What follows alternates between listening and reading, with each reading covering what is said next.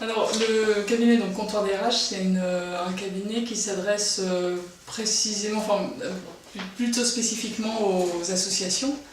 Il a été créé en 2011 et donc il propose des prestations de services en RH, soit sur de l'externalisation de la paye, de l'administration du personnel, qui sont des choses assez techniques, ou alors des choses un peu plus stratégiques, comme de la formation du conseil en gestion des ressources humaines. Donc c'est un petit cabinet, il y a aujourd'hui 2 personnes, moi-même et une assistante.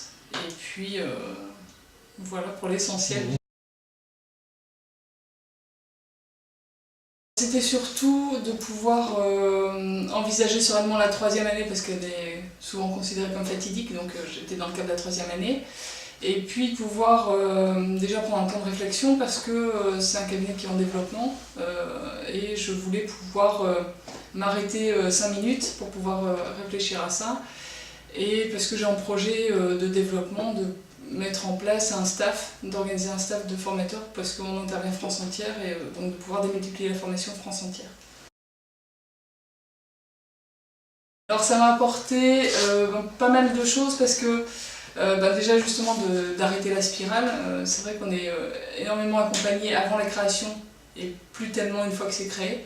Donc c'était pouvoir s'arrêter, le fait juste de prendre du recul, de poser les choses pendant 3 jours, c'était intéressant. De rencontrer du monde aussi, des créateurs, et de pouvoir aussi se positionner par rapport à leur parcours, d'avoir quelques points de référence. Puis après évidemment le contenu, parce qu'il y avait des sujets de formation, alors soit c'est des sujets que je connaissais déjà, mais de les revoir sous un éclairage différent de la création de ma propre activité, ça a été un apport très riche. Et puis évidemment des sujets que je ne maîtrisais pas forcément, où j'ai eu un apport en connaissances et en compétences. Et puis dernier intérêt, à part l'échange avec les autres boostés, ça a été aussi d'avoir un support par l'intermédiaire du parrain, qui permet aussi de sortir un peu d'isolement, puis d'avoir quelqu'un avec qui on peut échanger par la suite.